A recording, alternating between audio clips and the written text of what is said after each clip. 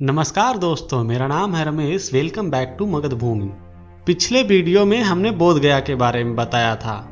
वहाँ का इतिहास, बोधि वृक्ष और मंदिर की पुनर्निर्माण के बारे में बात की थी।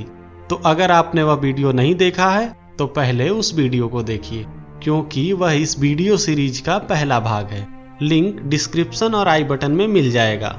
तो अब आगे बढ़ते हैं इस वीडियो सीरीज के भाग 2 में।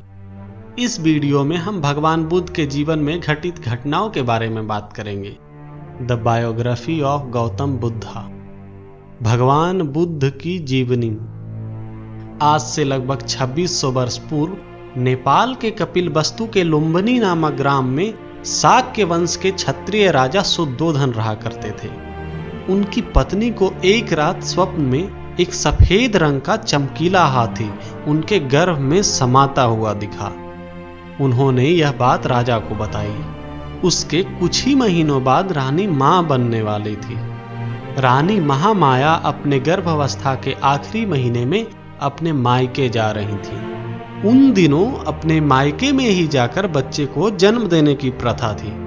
रास्ते में जब वे एक सुनहरा और खूबसूरत वन में प्रवेश किया तो उन्होंने अपने सारथी को कहकर रथ रुकवाया और रथ से उतरकर वन के खूबसूरती को देखने लगी।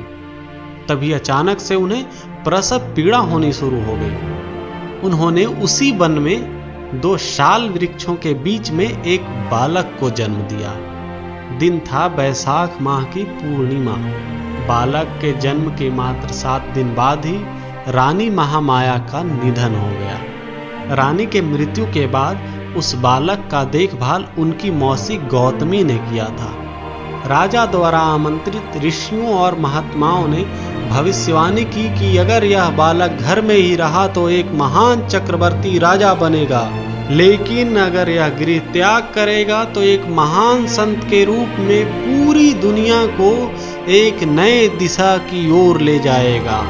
ऋषियों ने उस बालक का नाम रखा सिद्धार्थ, यानी कि जिसकी सारी मनोकामनाएं सिद्ध हो जाए, और गौतम उनके गोत्र का नाम था।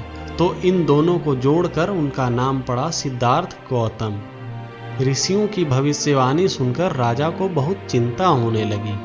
वह नहीं चाहते थे कि सिद्धार्थ घर छोड़कर एक साधु की तरह वन में भटके। उन्होंने एक बड़ा सा महल बनवाया और सारी सुख सुविधाओं के साथ उन्होंने सिद्धार्थ को उस महल में रखा। सिद्धार्थ के 16 वर्ष के होते ही राजा ने उनका विवाह एक सुंदर राजकुमारी यशोधरा से करवा दिया। उनके विवाह के कुछ वर्षों बाद ही उन्हें एक पुत्र की प्राप्ति हुई। उन्होंने उसका नाम राहुल रखा। कहा जाता है कि राजा ने उन्हें इतने सुख सुविधाओं के साथ रखा था कि उन्हें बाहर के दुनिया के बारे में कुछ ज्ञात ही नहीं था।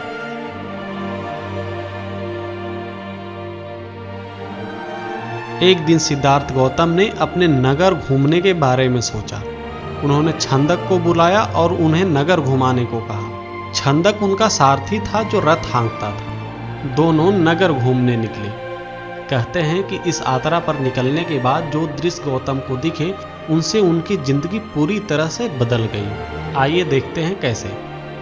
उन्होंने सर्वप्रथम एक बूढ़े आदमी को देखा जिसके दांत टूटे हुए और बाल सफेद थे।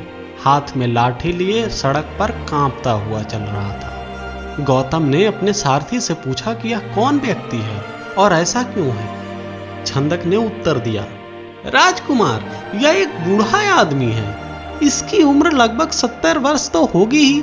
समय के साथ इसका शरीर लाचार हो गया है, इसलिए ऐसा दिख रहा है। गौतम आश्चर्यचकित होकर पूछे, क्या यह बूढ़ा कैसे होते हैं?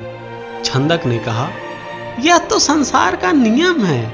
एक दिन सब लोग बूढ़े हो जाएंगे, हम भी, आप भी। कुछ दूर आगे निकलने पर एक बीमार व्यक्ति दिखा। गौतम के पूछने पर सारथी ने बताया, यह बीमार है, इसके शरीर में कुछ रोग हुआ है जिससे इसका शरीर सामर्थ्य नहीं है। उसके आगे जाने के बाद उन्हें एक अर्थी मिली जिसे 4 लोग अपने कंधे पर रखकर ले जा रहे थे। पीछे पीछे बहुत से लोग थे। कोई रो रहा था तो कोई छाती पीट रहा था।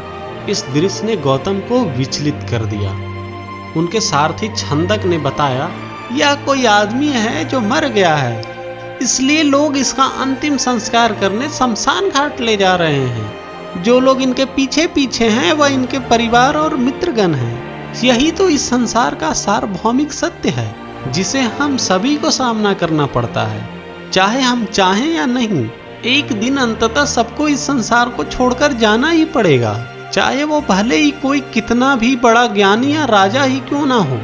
सारथी की बातों को सुनकर सिद्धार्थ गहरी सोच में पड़ गए और सारथी को महल वापस चलने को कहा। लौटते वक्त उनके मन में कई तरह के सवाल उठने लगे। क्या इस संसार में दुख भी है? इन दुखों का कारण क्या है? जन्म और मृत्यु के इस चक्र से कैसे छुटकारा पाया जाता है, इत्यादि। तभी उन्हें सड़क के किनारे एक गेरुआ वस्त्र धारण किए एक प्रसन्नचित्त सन्यासी दिखा जो ध्यान लगाए बैठा था। सिद्धार्थ ने उत्सुकता से पूछा, ये कौन है जो चुपचाप अकेले आंख बंद करके बैठे हैं? छंदक ने बताया, यह एक सन्यासी हैं जिन्होंने ध्यान, योग और साधना से इस संसार के मोह बंधन से खुद को मुक्त कर लिया है। अब इन्हें जीवन और मृत्यु का कोई भय नहीं।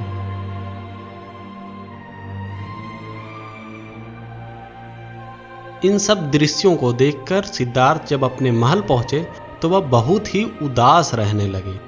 उनके मन में बहुत सारे प्रश्न उठ रहे थे जिनका जवाब उन्हें नहीं मिल पा रहा था। अब उनका मन इस सांसारिक मोह माया से उठ चुका था। वह सत्य की खोज में रहने लगे।